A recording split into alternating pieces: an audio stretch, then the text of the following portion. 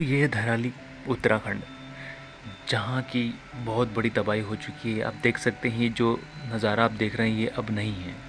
ये घर आपको जो दिख रहा है ये नहीं है, लेकिन वास्तव में ये सारा हादसा हुआ कैसे है, कहाँ से कौन सी पहाड़ी टूटी है और उसके बाद ये सारा मलबा इन घरों पर आ गया है, ये इस वीडियो में मैं आपको बताने वाला हूँ। दोस्तों सबसे पहले तो आप देख लीजिए, ये सारे जो घर आपको दिख रहे हैं ये सारे इस मलबे के नीचे दब चुके हैं और ख़त्म हो चुके हैं। ये जो साइड में घर दिख रहे हैं आपको ये भी लगभग ख़त्म हो चुके हैं। ऊपर ऊपर के थोड़े बहुत बचे हुए हैं लेकिन ख़त्म हो चुके हैं।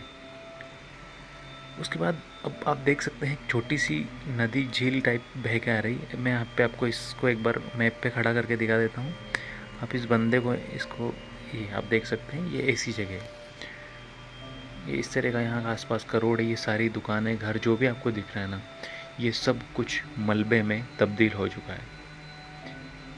कितने सारे लोग थे, जाने संख्या कितनी थी लोगों की ये हम कुछ नहीं कह सकते, क्योंकि काउंटिंग और शायद काउंटिंग अभी की पुष्टि कभी हो नहीं सकेगी, क्योंकि इतने सारे लोग मलबे में दब चुके हैं, कोई कुछ नहीं कह सकता।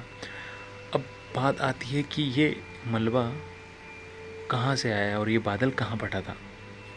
अब इस पहाड़ी को अगर आप देखेंगे तो ये पहाड़ी इतनी ऊंची है ना, आप देख सकते हैं ये। अब ये यहाँ पे आप देख रहे हैं बर्फ़ जमी हुई है, उसके भी कई ऊपर तक ये पहाड़ी है। अब इस पहाड़ी में आप इस छोटी सी एक नदी को देखिए। इस छोटी सी नदी ने कितना विकराल काम कर दिया है ना। हम सोच भी नहीं सकते कि इतना ख़तरनाक कितने ऊपर तक हम चल रहे हैं। मैं आपको वो पॉइंट बताऊंगा जिस पॉइंट पर से, अब देखो ये जो आपको पहाड़ के उभरे हुए हिस्से दिख रहे हैं ना, यहाँ से भी जो है पहाड़ खिसक खिसक के एक दूसरे के जो ऊपर से पहाड़ आया है, जो आप बर्फ़ का एक मेन चोटी देखेंगे हम, ये जो हाइट पॉइंट पे से सबसे पहले पहाड़ का जो है खिसकना स्टार्ट हुआ था। यहाँ पे ये जो दिख रही है, यहाँ पे आपको छाँव छाँव दिख रही है ना, यहाँ पे बादल फटा था, ठीक है। तो जैसे ही यहाँ से बादल फटा तो ये पूरा का पूरा मलबा खिसक के नीचे आ गया। अब जैसे ही ये मलबा नीचे खिसक के आया, आप देख सकते हैं तबाही के मंजर आपने देखे ही हैं कि किस तरह से वो सारा मलबा रिहायशी इलाके पर आके गिर गया और बड़ी ही बेरहमी से सब कुछ ख़त्म हो गया। दोस्तों हमारी धरती इतनी वायलेंट है ना कि हम सोच भी नहीं सकते। हर पल यहाँ पे इतना वायलेंट होता है, इतना वायलेंट होता है। हम सोचते हैं कि यार वहाँ पे दंगा फसाद बमबारी हुए है, लेकिन प्राकृतिक वायलेंट जो है उससे हम ना तो बच सकते हैं और ना ही उसका कुछ कर सकते हैं। तो आप देख सकते हैं किस तरह से ये जो जगह है किस तरह कैसी जगह बसी हुई है। अब आसपास वी आकार की घाटी है यहाँ पर पूरी तरह से वी आकार की घाटी। और वी आकार की घाटी आप देख सकते हैं, वी का शेप होता है ना, ABCD वाला वी।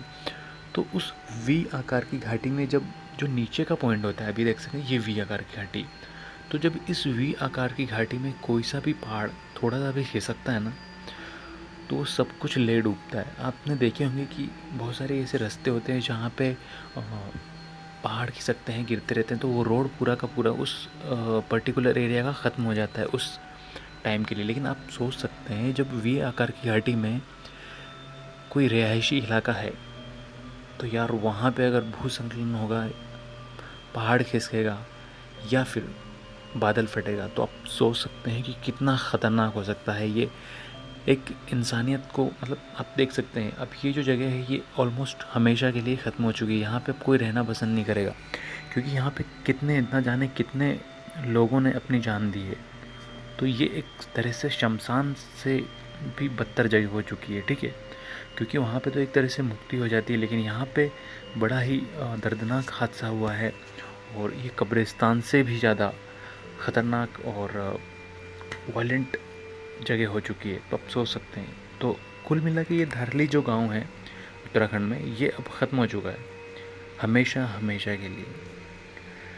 तो दोस्तों प्रकृति अपना रूप दिखा रही है, क्योंकि इंसानों ने भी अपना रूप दिखाया है। तो लेकिन ये जो हुआ ये बहुत ही दर्दनाक था, दिल को दहला देने वाला था। हम सभी प्रार्थना करते हैं ईश्वर से कि इनकी आत्मा को शांति मिले और ऐसी आपदाएं भविष्य में ना हो।